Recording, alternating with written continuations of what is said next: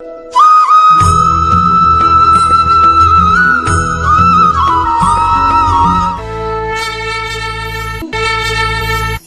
কি, ভয় কি, এদের কিছুটা এইভাবে ভাবা যেতে পারে। জীবনে যখনই আপনি কিছু একটা লাভ করবেন, তখন সেটা হারানোর ভয় তার সাথেই চলে আসে। যেমন আপনি যদি ধন অর্জন করেন, ধন হারানোর ভয় তার সাথেই চলে আসে। সম্পত্তি অর্জন করলে সেটা লুট হবার ভয় তার সাথেই চলে আসে। আর এটা জীবনের সাথেও হয়। যেই মুহূর্তে আপনি জন্ম নেন, মৃত্যুর ভয় তার সাথেই চলে আসে। জন্ম না নিলে মৃত্যু কিভাবে হবে? মৃত্যুর ভয় কোথা থেকে আসবে? এবার এই ভয় কি সেটা আপনাকে বুঝিয়ে বলি। এই ভয় যদি মনের মধ্যে থাকে, জীবনে থাকে, তাহলে যা কিছু লাভ করবেন, সুখ, সম্পত্তি, সুবিধা, ধন, এইগুলি লাভ করার একটা আনন্দ থাকে, এদের সাথে জীবনযাপন করার একটা আনন্দ থাকে। এই ভয় সেই আনন্দ আপনার থেকে কেড়ে নেয়। ধরে নিন কাল আপনার মৃত্যু হতে চলেছে।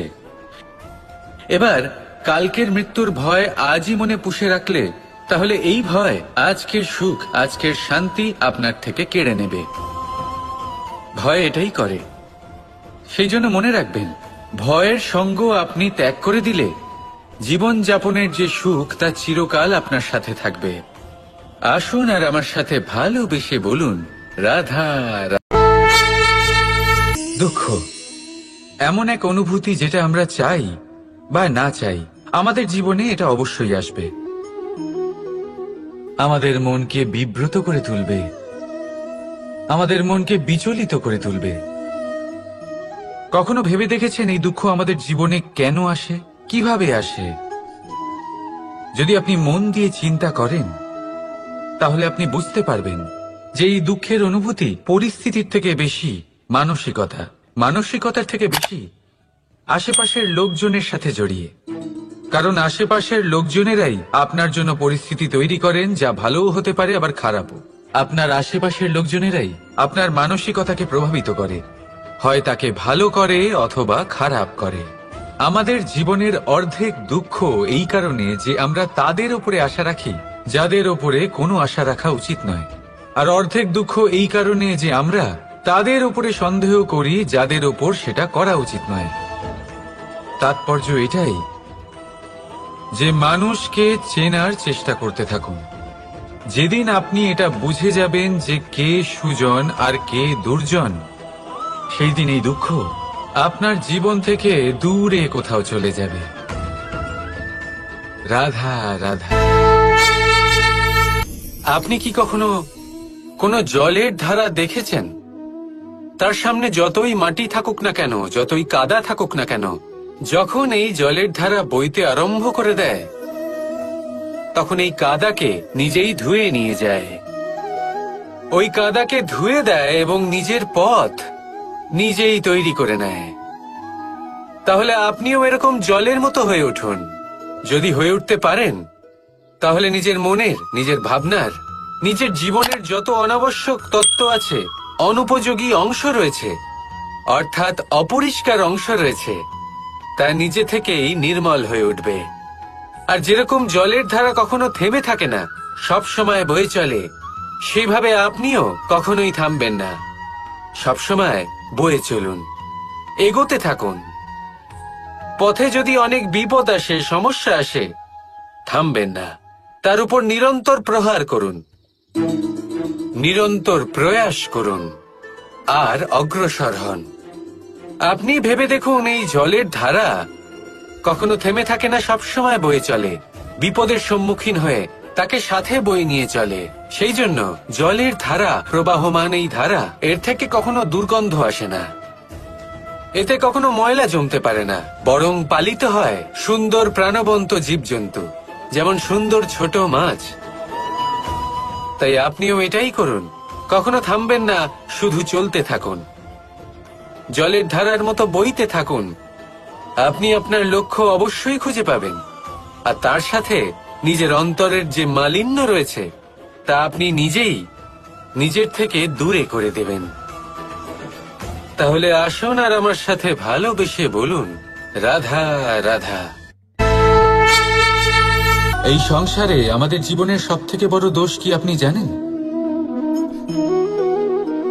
কেউ বলবেন লোভ, কেউ বলবেন লালসা, কেউ বলবেন অসত্য। দেখুন, দুঃখের মূল কারণ হলো পরিশ্রম না করা। কিছু মানুষ ভাবেন যে আমি জীবনে কোনো পরিশ্রম করব না, অথচ আমি সবকিছু প্রাপ্ত করতে চাই। আর এমন এক কারণের জন্যই দূতের মতো খেলা আমাদের জীবনে প্রবেশ করার সুযোগ পায়। দূত। এই দূত আসলে কি? দূত অর্থাৎ কোনো পরিশ্রম ছাড়াই অন্য কেউ পরিশ্রম করে যা অর্জন করেছেন, যে সুখ সুবিধা অর্জন করেছেন, তা নিজের জন্য শুধুমাত্র একটা খেলার মাধ্যমে নিজের করে নেওয়ার ইচ্ছে। আর এই ইচ্ছে অত্যন্ত বিনাশকারী হতে পারে। এই ইচ্ছে যদি আপনার বিবেক, আপনার মন, আপনার চেতনা, আপনার ভাবনা প্রবাহিত করে ফেলে, তারপরে আপনি চেষ্টা করতে শুরু করে দেবেন, আর সেইখান থেকেই আপনার পতন শুরু হবে। এই চেষ্টা করবেন যে অন্য কারোর জীবনের সমস্ত ধন, তার সমস্ত জীবন সম্পূর্ণভাবে নিজের করে নেওয়ার। কারণ প্রথমে আশা জাগ্রত হয়, আর এই আশা হতাশায় পরিণত হতে সময় লাগে না। এই হতাশা কুণ্ঠায় পরিণত হতে সময় লাগে না, কুণ্ঠা লোভে পরিণত হতে সময় লাগে না, আর এই লোভ প্রতিশোধ স্পৃহাতে পরিণত হতে সময় লাগে না। আর যখন এই সব কিছু হয়, আপনি দুষ্ট হয়ে যান। আর সবাই জানেন যে প্রত্যেক দুষ্ট ব্যক্তির পতন হলো অবশ্যম্ভাবী। তাই নিজেকে দূতের থেকে দূরে রাখুন আর পরিশ্রমকে নিজের কাছে টেনে নিন। জীবনে আপনার যা যা স্বপ্ন রয়েছে, যা আপনি করতে চান, শুধুই পরিশ্রম দ্বারা অর্জন করুন। তাহলে তাই করুন, আর আমার সাথে ভালোবেসে বলুন, রাধা রাধা। জীবনে সবসময় সেটা হয় না যা আমরা চাই, তেমন ভাবে হয় না যেমন ভাবে আমরা চাই। এবার তাতে আমরা দুঃখ পাই, নিরাশ হয়ে পড়ি, ভাগ্যকে দোষ দিই অথবা অন্য কাউকে বা নিজেকে। কিন্তু সত্যটা কি, সেটা আমাদের জানতে হবে। এই সংসার নির্মিত হয়েছে পাহাড় দ্বারা এবং পাথর দ্বারা, তাই প্রত্যেক স্থানে ছোট ছোট ছোট ছোট নুড়ি পাথর তো অবশ্যই থাকবে। এগুলো এড়িয়ে যাওয়া সম্ভব নয়, আর এই কথাটা আমরা সকলে জানি। এবার এইভাবেই আমাদের জীবনে নানান রকমের সমস্যা লেগেই থাকে। এর হাত থেকে কোনোভাবেই নিস্তার পাওয়া সম্ভব নয়। একটা সমস্যা এড়াতে যান, দ্বিতীয় চলে আসবে, দ্বিতীয় সমস্যা এড়াতে যান, তৃতীয় চলে আসবে। কিন্তু সমস্যা জীবনে থাকবেই, আর আপনাকে সাহায্য করার জন্যই থাকবে কোনো না কোনো রূপে। আপনার চারপাশে পাথর আছে, এটা আপনার উপর নির্ভরশীল আপনি কি করবেন, কোন পথে অগ্রসর হবেন এবং কিভাবে অগ্রসর হবেন। এবার দেখুন, এটা তো সবসময় সম্ভব নয় যে আপনার পদতলে ফুলের চাদর থাকবে, এটা তো অসম্ভব। সেই জন্য উচিত এটাই হবে যে আপনি পাদুকা পরিধান করে জীবনে অগ্রসর হন। এর সারমর্ম এটাই, যখনই জীবনে সমস্যা আসবে দৃঢ় হয়ে সম্মুখীন হন এবং এটা বোঝার চেষ্টা করুন যে এই সমস্যা জীবনে কেন এলো, কি শিক্ষা দিয়ে গেল। আপনার মধ্যে দোষ অবশ্যই থাকবে, তাকে গুণে পরিবর্তিত করুন। এই জীবন আরো বেশি সহজ সরল হবে এবং প্রসন্ন হয়ে বলবে, রাধা রাধা। বিন্দু বিন্দু জলেই সাগর নির্মাণ হয়। এবার এই কথা আমরা সকলে জানি। আপনি কি এই কথাটা জানেন যে ছোট ছোট সুখের দ্বারাই বড় সুখ লাভ করা যায়? একজন বাবাকে দেখুন, সন্তানের জন্ম থেকে তার যুবক হওয়া পর্যন্ত তার সাথে ছোট ছোট সুখ যাপন করেন। এই ছোট ছোট সুখগুলি তাদের প্রেমের সম্পর্কে গভীরতা নিয়ে আসে এবং প্রেমের এই গভীরতা তাদের জীবনে বড় সুখ নিয়ে আসে। এটা ঠিক সেই রকম যেরকম বিশাল এক সমুদ্রে, গভীর এক সমুদ্রে অমূল্য রত্ন খুঁজে পাওয়া যায়, এটাও ঠিক সেই রকমই। সেই জন্য জীবনে বড় বড় সুখের খোঁজ করতে গিয়ে সময় নষ্ট করবেন না। এই যে ছোট ছোট সুখ আছে, এগুলোকে যাপন করা শুরু করুন, এগুলোর আনন্দ লাভ করুন, এগুলো নিয়ে উৎসব পালন করুন, প্রেমের গভীরতা বুঝুন আর এই গভীর প্রেমে মন নিমজ্জিত করুন। তারপরে দেখুন এই মন আর এই জীবন সুপ্রসন্ন হয়ে বলবে, রাধা রাধা। আমাদের মনে যখন কোনো প্রশ্ন ওঠে, কোনো দ্বন্দ্ব জাগে, তখন আমরা যাই আমাদের গুরুর কাছে, আমাদের আরাধ্যের কাছে গিয়ে জিজ্ঞেস করি। এইভাবেই একদিন আমি পৌঁছলাম আমার আরাধ্যের কাছে, আমার মহাদেবের কাছে, আর ওনাকে প্রশ্ন করলাম যে মহাদেব, জীবনে আনন্দ পাওয়ার, উৎসব পালনের, প্রেম ভাগ করে নেবার, জীবনকে উপভোগ করে নেওয়ার সর্বশ্রেষ্ঠ সময় কোনটা? মহাদেব হাসলেন আর উনি বললেন, জীবনে উৎসব পালনের সব থেকে শ্রেষ্ঠ দিন হল মৃত্যুর ঠিক আগের দিনটা। প্রেম ভাগ করে নেওয়ার সব থেকে শ্রেষ্ঠ মুহূর্ত হল মৃত্যুর ঠিক আগের মুহূর্ত। জীবনকে উপভোগ করে নেওয়ার সর্বশ্রেষ্ঠ প্রহর হল মৃত্যুর এক প্রহর পূর্বে। তখন আমি চমকে গেলাম। আমি বললাম, কিন্তু মহাদেব, মৃত্যু তো অনিশ্চিত, আমরা জানিও না কবে আমাদের মৃত্যু হবে। মহাদেব আবার হাসলেন। উনি বললেন যে যদি আমরা এভাবে জীবন কাটাই যে আমরা জীবনের প্রত্যেক দিন, প্রত্যেক মুহূর্ত, প্রত্যেক প্রহর শেষ বলে মনে করি, তাহলে আমাদের সমস্ত জীবন আনন্দের সাথেই অতিবাহিত হবে। কি বলেন? তাহলে আপনিও এই কথা মনে রাখুন আর আমার সাথে ভালোবেসে বলুন, রাধা রাধা। ভগবান প্রত্যেক কঠিন পরিস্থিতিতে এই নামই আছে যা আমাদের উপায় দিয়ে থাকে। ব্যক্তি যান, ভগবানের পুজো করেন, আরাধনা করেন, ব্রত পালন করেন, মন্দিরে যান, পুজো পাঠ করেন, ভগবানকে জাগিয়ে তোলেন, আর তারপর শুরু হয় সমস্ত প্রশ্ন। হে ভগবান, আমার সাথে এরকম কেন হচ্ছে? কেন আমারই জীবনে এত দুঃখ আছে? আমি কিভাবে এর সম্মুখীন হব? আমাকে কেন এত কষ্ট ভোগ করতে হচ্ছে? হে ভগবান, আমি কি করব? আমাকে সাহায্য করুন, কোনো রাস্তা দেখান।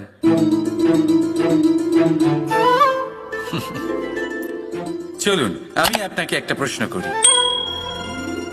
মন্দিরে যাওয়ার চেষ্টা করার আগে আপনি কি জীবনে ততটা চেষ্টা করেছেন যতটা সেই সমস্যাকে দূর করার জন্য দরকার ছিল?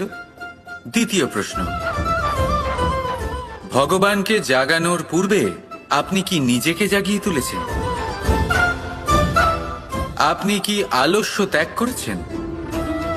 তৃতীয় প্রশ্ন, ভগবানকে জিজ্ঞাসা করার আগে আপনি কি নিজেকে জিজ্ঞাসা করেছেন যে আমি কেন এত অসফল হচ্ছি? যদি না করে থাকেন তাহলে সবার আগে এটা করুন। আপনি সমস্ত প্রশ্নের উত্তর পাবেন, সমস্ত বিপদের পরিত্রাণ পাবেন। অন্য কোথাও নয়, নিজের ভেতরে তাকিয়ে দেখুন। চেষ্টা করুন নিজেকে জাগিয়ে তোলার। আপনি সফল অবশ্যই হবেন, কারণ এই পরমাত্মা, ওই পরমেশ্বর, ওই পরব্রহ্ম আপনার মধ্যেই তো আছে। রাধা রাধা।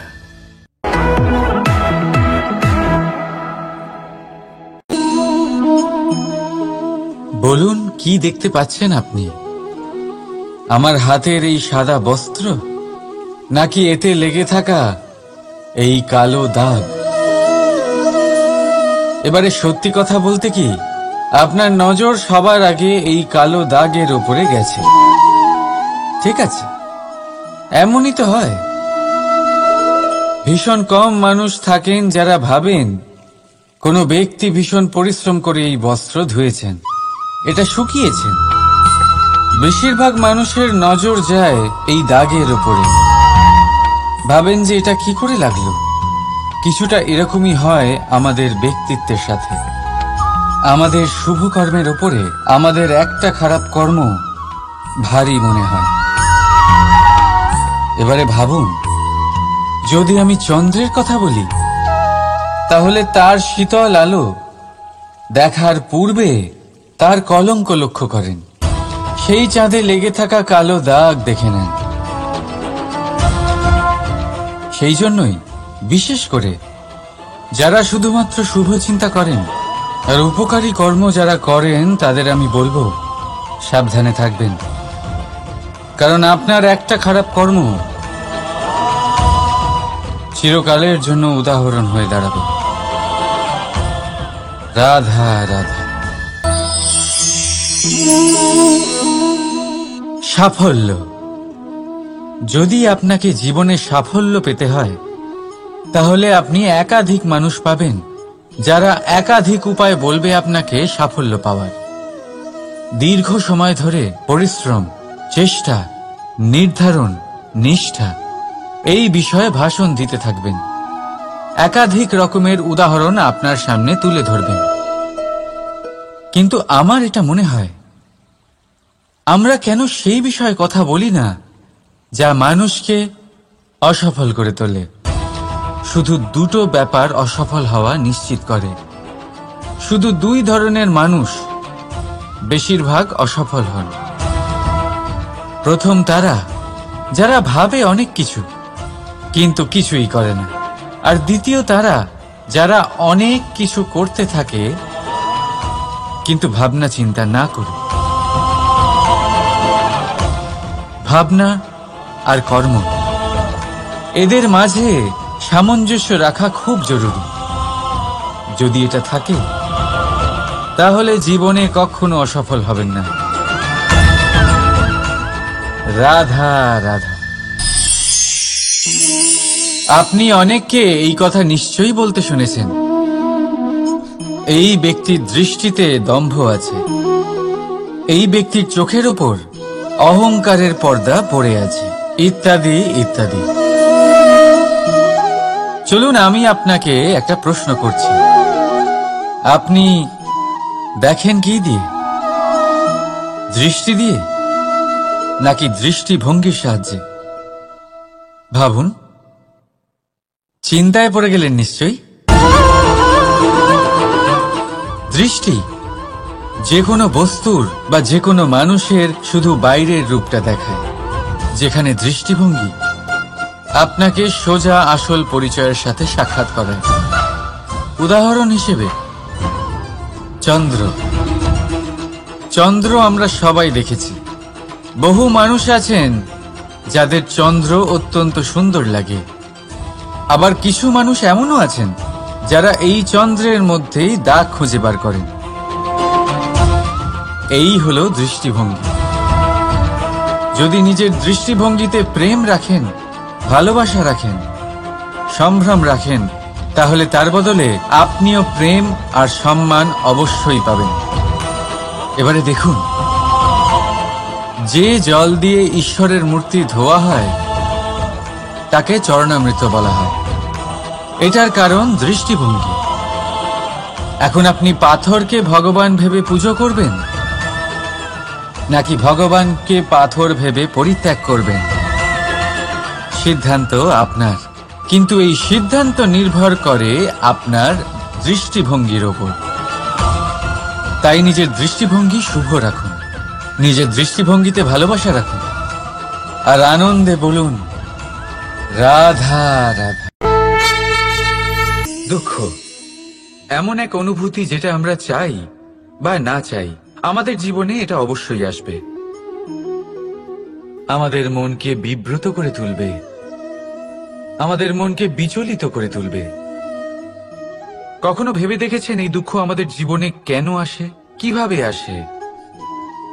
যদি আপনি মন দিয়ে চিন্তা করেন, তাহলে আপনি বুঝতে পারবেন যে এই দুঃখের অনুভূতি পরিস্থিতির থেকে বেশি মানসিকতার থেকে বেশি আশেপাশের লোকজনের সাথে জড়িয়ে। কারণ আশেপাশের লোকজনেরাই আপনার জন্য পরিস্থিতি তৈরি করেন, যা ভালোও হতে পারে আবার খারাপও। আপনার আশেপাশের লোকজনেরাই আপনার মানসিকতাকে প্রভাবিত করে, হয় তাকে ভালো করে অথবা খারাপ করে। আমাদের জীবনের অর্ধেক দুঃখ এই কারণে যে আমরা তাদের উপরে আশা রাখি যাদের উপরে কোনো আশা রাখা উচিত নয়, আর অর্ধেক দুঃখ এই কারণে যে আমরা তাদের উপরে সন্দেহ করি যাদের উপর সেটা করা উচিত নয়। তাৎপর্য এটাই যে মানুষকে চেনার চেষ্টা করতে থাকুন। যেদিন আপনি এটা বুঝে যাবেন যে কে সুজন আর কে দুর্জন, সেই দিন এই দুঃখ আপনার জীবন থেকে দূরে কোথাও চলে যাবে। রাধা রাধা। আপনি কি কখনো কোনো জলের ধারা দেখেছেন? তার সামনে যতই মাটি থাকুক না কেন, যতই কাদা থাকুক না কেন, যখন এই জলের ধারা বইতে আরম্ভ করে দেয় তখন এই কাদাকে নিজেই ধুয়ে নিয়ে যায়। ওই কাদাকে ধুয়ে দেয় এবং নিজের পথ নিজেই তৈরি করে নেয়। তাহলে আপনিও এরকম জলের মতো হয়ে উঠুন। যদি হয়ে উঠতে পারেন তাহলে নিজের মনের, নিজের ভাবনার, নিজের জীবনের যত অনাবশ্যক তত্ত্ব আছে, অনুপযোগী অংশ রয়েছে, অর্থাৎ অপরিষ্কার অংশ রয়েছে, তা নিজে থেকেই নির্মল হয়ে উঠবে। আর যেরকম জলের ধারা কখনো থেমে থাকে না, সব সময় বয়ে চলে, সেইভাবে আপনিও কখনোই থামবেন না। সব সময় বয়ে চলুন, এগোতে থাকুন। পথে যদি অনেক বিপদ আসে, সমস্যা আসে, থামবেন না, তার উপর নিরন্তর প্রহার করুন, নিরন্তর প্রয়াস করুন আর অগ্রসর হন। আপনি ভেবে দেখুন, এই জলের ধারা কখনো থেমে থাকে না, সবসময় বয়ে চলে, বিপদের সম্মুখীন হয়ে তাকে সাথে বয়ে নিয়ে চলে। সেই জন্য জলের ধারা, প্রবাহমান এই ধারা, এর থেকে কখনো দুর্গন্ধ আসে না, এতে কখনো ময়লা জমতে পারে না, বরং পালিত হয় সুন্দর প্রাণবন্ত জীবজন্তু, যেমন সুন্দর ছোট মাছ। তাই আপনিও এটাই করুন, কখনো থামবেন না, শুধু চলতে থাকুন, জলের ধারার মতো বইতে থাকুন। আপনি আপনার লক্ষ্য অবশ্যই খুঁজে পাবেন, আর তার সাথে নিজের অন্তরের যে মালিন্য রয়েছে তা আপনি নিজেই নিজের থেকে দূরে করে দেবেন। তাহলে আসুন আর আমার সাথে ভালোবেসে বলুন, রাধা রাধা। এই সংসারে আমাদের জীবনের সবথেকে বড় দোষ কি আপনি জানেন? কেউ বলবেন লোভ, কেউ বলবেন লালসা, কেউ বলবেন অসত্য। দেখুন, দুঃখের মূল কারণ হলো পরিশ্রম না করা। কিছু মানুষ ভাবেন যে আমি জীবনে কোনো পরিশ্রম করব না, অথচ আমি সবকিছু প্রাপ্ত করতে চাই। আর এমন এক কারণের জন্যই দূতের মতো খেলা আমাদের জীবনে প্রবেশ করার সুযোগ পায়। দূত, এই দূত আসলে কি? দূত অর্থাৎ কোনো পরিশ্রম ছাড়াই অন্য কেউ পরিশ্রম করে যা অর্জন করেছেন, যে সুখ সুবিধা অর্জন করেছেন, তা নিজের জন্য শুধুমাত্র একটা খেলার মাধ্যমে নিজের করে নেওয়ার ইচ্ছে। আর এই ইচ্ছে অত্যন্ত বিনাশকারী হতে পারে। এই ইচ্ছে যদি আপনার বিবেক, আপনার মন, আপনার চেতনা, আপনার ভাবনা প্রবাহিত করে ফেলে, তারপরে আপনি চেষ্টা করতে শুরু করে দেবেন, আর সেইখান থেকেই আপনার পতন শুরু হবে। এই চেষ্টা করবেন যে অন্য কারোর জীবনের সমস্ত ধন, তার সমস্ত জীবন সম্পূর্ণভাবে নিজের করে নেওয়ার। কারণ প্রথমে আশা জাগ্রত হয়, আর এই আশা হতাশায় পরিণত হতে সময় লাগে না। এই হতাশা কুণ্ঠায় পরিণত হতে সময় লাগে না, কুণ্ঠা লোভে পরিণত হতে সময় লাগে না, আর এই লোভ প্রতিশোধ স্পৃহাতে পরিণত হতে সময় লাগে না। আর যখন এই সব কিছু হয়, আপনি দুষ্ট হয়ে যান। আর সবাই জানেন যে প্রত্যেক দুষ্ট ব্যক্তির পতন হলো অবশ্যম্ভাবী। তাই নিজেকে দূতের থেকে দূরে রাখুন আর পরিশ্রমকে নিজের কাছে টেনে নিন। জীবনে আপনার যা যা স্বপ্ন রয়েছে, যা আপনি করতে চান, শুধুই পরিশ্রম দ্বারা অর্জন করুন। তাহলে তাই করুন, আর আমার সাথে ভালোবেসে বলুন, রাধা রাধা। জীবনে সবসময় সেটা হয় না যা আমরা চাই, তেমন ভাবে হয় না যেমন ভাবে আমরা চাই। এবার তাতে আমরা দুঃখ পাই, নিরাশ হয়ে পড়ি, ভাগ্যকে দোষ দিই অথবা অন্য কাউকে বা নিজেকে। কিন্তু সত্যটা কি, সেটা আমাদের জানতে হবে। এই সংসার নির্মিত হয়েছে পাহাড় দ্বারা এবং পাথর দ্বারা, তাই প্রত্যেক স্থানে ছোট ছোট ছোট ছোট নুড়ি পাথর তো অবশ্যই থাকবে। এগুলো এড়িয়ে যাওয়া সম্ভব নয়, আর এই কথাটা আমরা সকলে জানি। এবার এইভাবেই আমাদের জীবনে নানান রকমের সমস্যা লেগেই থাকে। এর হাত থেকে কোনোভাবেই নিস্তার পাওয়া সম্ভব নয়। একটা সমস্যা এড়াতে যান, দ্বিতীয় চলে আসবে, দ্বিতীয় সমস্যা এড়াতে যান, তৃতীয় চলে আসবে। কিন্তু সমস্যা জীবনে থাকবেই, আর আপনাকে সাহায্য করার জন্যই থাকবে কোনো না কোনো রূপে। আপনার চারপাশে পাথর আছে, এটা আপনার উপর নির্ভরশীল আপনি কি করবেন, কোন পথে অগ্রসর হবেন এবং কিভাবে অগ্রসর হবেন। এবার দেখুন, এটা তো সবসময় সম্ভব নয় যে আপনার পদতলে ফুলের চাদর থাকবে। এটা তো অসম্ভব। সেই জন্য উচিত এটাই হবে যে আপনি পাদুকা পরিধান করে জীবনে অগ্রসর হন। এর সারমর্ম এটাই, যখনই জীবনে সমস্যা আসবে দৃঢ় হয়ে সম্মুখীন হন এবং এটা বোঝার চেষ্টা করুন যে এই সমস্যা জীবনে কেন এলো, কি শিক্ষা দিয়ে গেল। আপনার মধ্যে দোষ অবশ্যই থাকবে, তাকে গুণে পরিবর্তিত করুন। এই জীবন আরো বেশি সহজ সরল হবে এবং প্রসন্ন হয়ে বলবে, রাধা রাধা। বিন্দু বিন্দু জলেই সাগর নির্মাণ হয়। এবার এই কথা আমরা সকলে জানি। আপনি কি এই কথাটা জানেন যে ছোট ছোট সুখের দ্বারাই বড় সুখ লাভ করা যায়?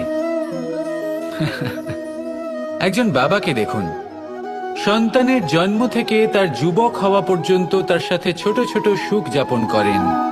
এই ছোট ছোট সুখগুলি তাদের প্রেমের সম্পর্কে গভীরতা নিয়ে আসে এবং প্রেমের এই গভীরতা তাদের জীবনে বড় সুখ নিয়ে আসে। এটা ঠিক সেই রকম যেরকম বিশাল এক সমুদ্রে, গভীর এক সমুদ্রে অমূল্য রত্ন খুঁজে পাওয়া যায়।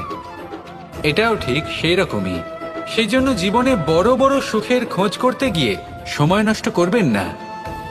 এই যে ছোট ছোট সুখ আছে, এগুলোকে যাপন করা শুরু করুন, এগুলোর আনন্দ লাভ করুন, এগুলো নিয়ে উৎসব পালন করুন। প্রেমের গভীরতা বুঝুন আর এই গভীর প্রেমে মন নিমজ্জিত করুন। তারপরে দেখুন এই মন আর এই জীবন সুপ্রসন্ন হয়ে বলবে, রাধা রাধা।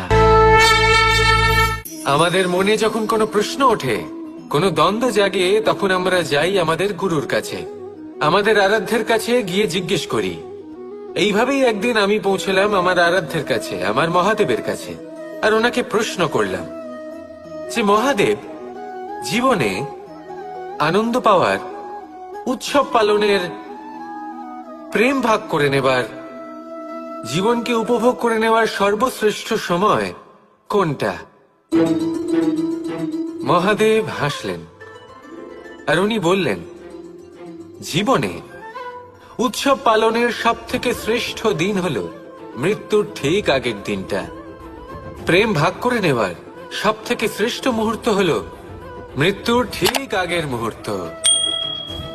জীবনকে উপভোগ করে নেওয়ার সর্বশ্রেষ্ঠ প্রহর হলো মৃত্যুর এক প্রহর পূর্বে। তখন আমি চমকে গেলাম। আমি বললাম, কিন্তু মহাদেব, মৃত্যু তো অনিশ্চিত, আমরা জানিও না কবে আমাদের মৃত্যু হবে। মহাদেব আবার হাসলেন।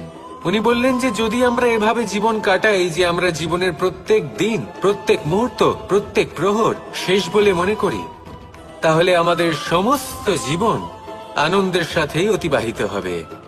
কি বলেন? তাহলে আপনিও এই কথা মনে রাখুন আর আমার সাথে ভালোবেসে বলুন, রাধা রাধা। ভগবান প্রত্যেক কঠিন পরিস্থিতিতে এই নামই আছে যা আমাদের উপায় দিয়ে থাকে। ব্যক্তি যান, ভগবানের পুজো করেন, আরাধনা করেন, ব্রত পালন করেন, মন্দিরে যান, পুজো পাঠ করেন, ভগবানকে জাগিয়ে তোলেন, আর তারপর শুরু হয় সমস্ত প্রশ্ন। হে ভগবান, আমার সাথে এরকম কেন হচ্ছে? কেন আমারই জীবনে এত দুঃখ আছে? আমি কিভাবে এর সম্মুখীন হব? আমাকে কেন এত কষ্ট ভোগ করতে হচ্ছে? হে ভগবান, আমি কি করব? আমাকে সাহায্য করুন, কোনো রাস্তা দেখান।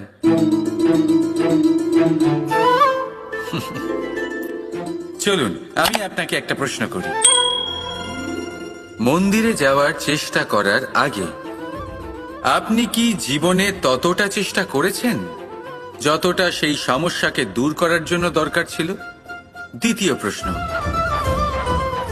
ভগবানকে জাগানোর পূর্বে আপনি কি নিজেকে জাগিয়ে তুলেছেন? আপনি কি আলস্য ত্যাগ করেছেন? তৃতীয় প্রশ্ন, ভগবানকে জিজ্ঞাসা করার আগে আপনি কি নিজেকে জিজ্ঞাসা করেছেন যে আমি কেন এত অসফল হচ্ছি? যদি না করে থাকেন তাহলে সবার আগে এটা করুন। আপনি সমস্ত প্রশ্নের উত্তর পাবেন, সমস্ত বিপদের পরিত্রাণ পাবেন। অন্য কোথাও নয়, নিজের ভেতরে তাকিয়ে দেখুন। চেষ্টা করুন নিজেকে জাগিয়ে তোলার। আপনি সফল অবশ্যই হবেন, কারণ এই পরমাত্মা, ওই পরমেশ্বর, ওই পরব্রহ্ম আপনার মধ্যেই তো আছে। রাধা রাধা।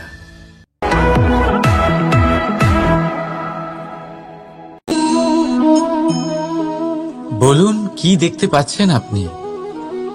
আমার হাতের এই সাদা বস্ত্র, নাকি এতে লেগে থাকা এই কালো দাগ? এবারে সত্যি কথা বলতে কি, আপনার নজর সবার আগে এই কালো দাগের ওপরে গেছে। ঠিক আছে, এমনই তো হয়। ভীষণ কম মানুষ থাকেন যারা ভাবেন কোনো ব্যক্তি ভীষণ পরিশ্রম করে এই বস্ত্র ধুয়েছেন, এটা শুকিয়েছেন। বেশিরভাগ মানুষের নজর যায় এই দাগের ওপরে, ভাবেন যে এটা কি করে লাগলো। কিছুটা এরকমই হয় আমাদের ব্যক্তিত্বের সাথে।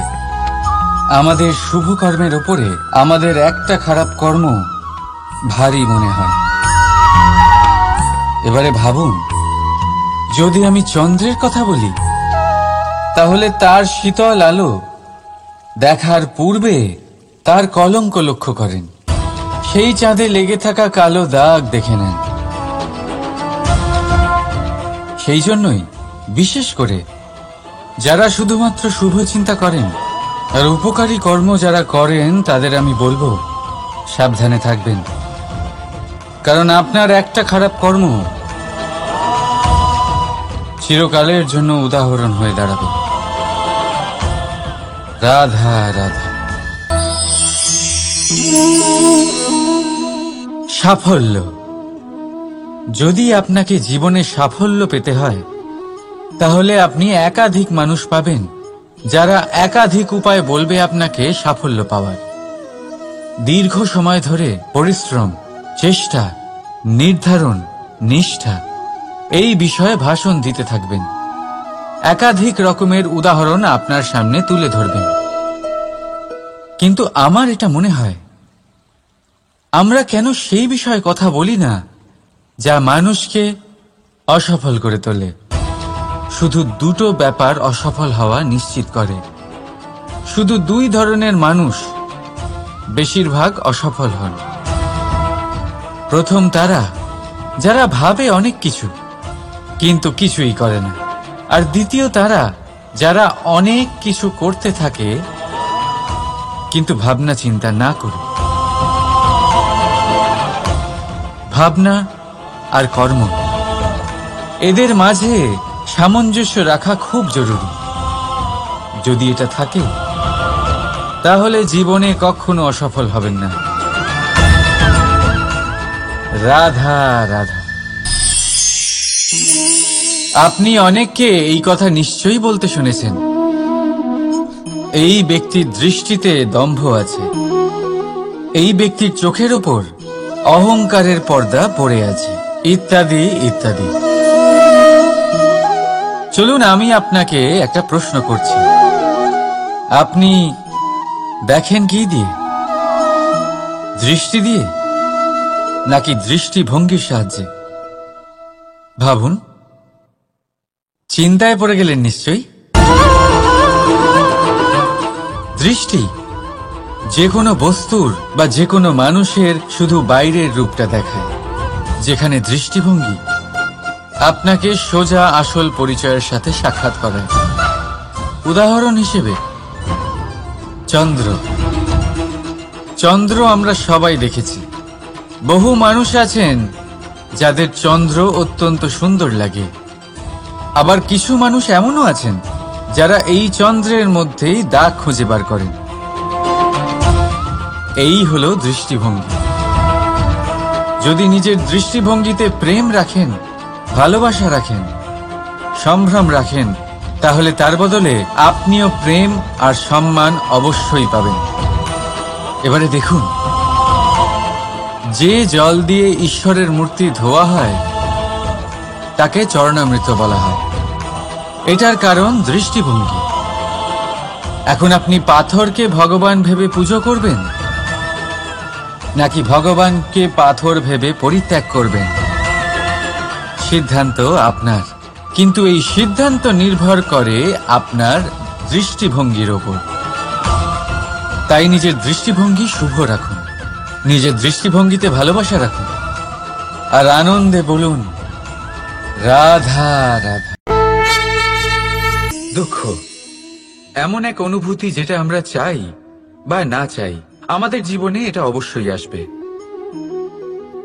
আমাদের মনকে বিব্রত করে তুলবে, আমাদের মনকে বিচলিত করে তুলবে।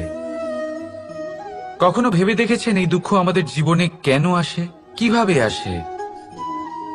যদি আপনি মন দিয়ে চিন্তা করেন তাহলে আপনি বুঝতে পারবেন যে এই দুঃখের অনুভূতি পরিস্থিতির থেকে বেশি মানসিকতার থেকে বেশি আশেপাশের লোকজনের সাথে জড়িয়ে। কারণ আশেপাশের লোকজনেরাই আপনার জন্য পরিস্থিতি তৈরি করেন, যা ভালোও হতে পারে আবার খারাপও। আপনার আশেপাশের লোকজনেরাই আপনার মানসিকতাকে প্রভাবিত করে, হয় তাকে ভালো করে অথবা খারাপ করে।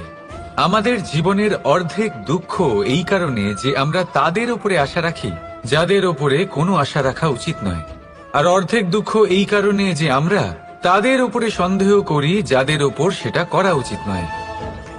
তাৎপর্য এটাই যে মানুষকে চেনার চেষ্টা করতে থাকুন। যেদিন আপনি এটা বুঝে যাবেন যে কে সুজন আর কে দুর্জন, সেই দিন এই দুঃখ আপনার জীবন থেকে দূরে কোথাও চলে যাবে। রাধা রাধা। আপনি কি কখনো কোনো জলের ধারা দেখেছেন? তার সামনে যতই মাটি থাকুক না কেন, যতই কাদা থাকুক না কেন, যখন এই জলের ধারা বইতে আরম্ভ করে দেয় তখন এই কাদাকে নিজেই ধুয়ে নিয়ে যায়। ওই কাদাকে ধুয়ে দেয় এবং নিজের পথ নিজেই তৈরি করে নেয়। তাহলে আপনিও এরকম জলের মতো হয়ে উঠুন। যদি হয়ে উঠতে পারেন তাহলে নিজের মনের, নিজের ভাবনার, নিজের জীবনের যত অনাবশ্যক তত্ত্ব আছে, অনুপযোগী অংশ রয়েছে, অর্থাৎ অপরিষ্কার অংশ রয়েছে, তা নিজে থেকেই নির্মল হয়ে উঠবে। আর যেরকম জলের ধারা কখনো থেমে থাকে না, সব সময় বয়ে চলে, সেইভাবে আপনিও কখনোই থামবেন না। সব সময় বয়ে চলুন, এগোতে থাকুন। পথে যদি অনেক বিপদ আসে, সমস্যা আসে, থামবেন না, তার উপর নিরন্তর প্রহার করুন, নিরন্তর প্রয়াস করুন আর অগ্রসর হন। আপনি ভেবে দেখুন, এই জলের ধারা কখনো থেমে থাকে না, সবসময় বয়ে চলে, বিপদের সম্মুখীন হয়ে তাকে সাথে বয়ে নিয়ে চলে। সেই জন্য জলের ধারা, প্রবাহমান এই ধারা, এর থেকে কখনো দুর্গন্ধ আসে না, এতে কখনো ময়লা জমতে পারে না, বরং পালিত হয় সুন্দর প্রাণবন্ত জীবজন্তু, যেমন সুন্দর ছোট মাছ। তাই আপনিও এটাই করুন, কখনো থামবেন না, শুধু চলতে থাকুন, জলের ধারার মতো বইতে থাকুন।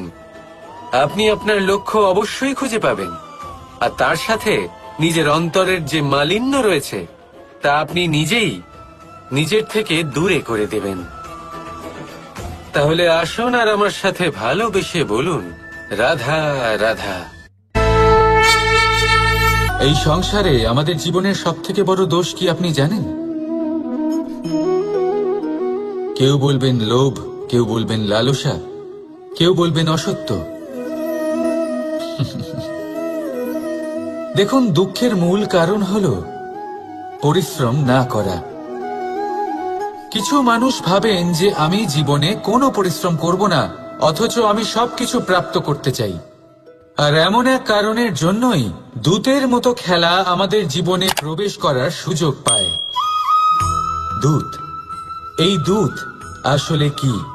দূত অর্থাৎ কোনো পরিশ্রম ছাড়াই অন্য কেউ পরিশ্রম করে যা অর্জন করেছেন, যে সুখ সুবিধা অর্জন করেছেন, তা নিজের জন্য শুধুমাত্র একটা খেলার মাধ্যমে নিজের করে নেওয়ার ইচ্ছে।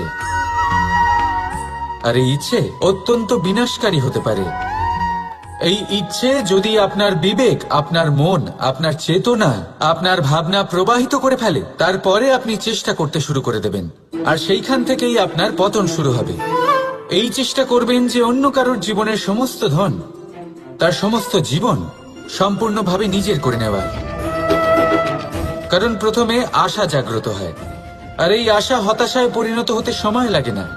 এই হতাশা কুণ্ঠায় পরিণত হতে সময় লাগে না, কুণ্ঠা লোভে পরিণত হতে সময় লাগে না, আর এই লোভ প্রতিশোধ স্পৃহাতে পরিণত হতে সময় লাগে না।